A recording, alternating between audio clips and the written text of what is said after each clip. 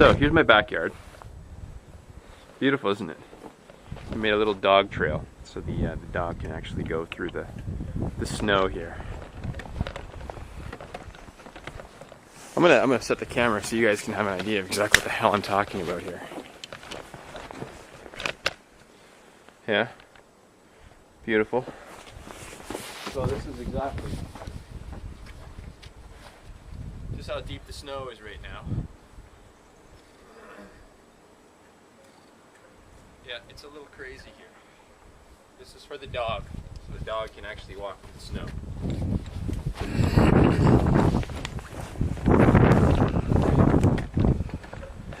That's the air conditioner. That's about 1.5 feet, probably about 2 feet of snow. And here's our back deck. There's my mother.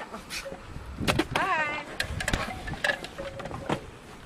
And there's my truck cap in the back of the yard. Oh yeah, there's probably a lot of animals in there making a home for themselves right now. And yeah, that's my deck. Welcome to Canada.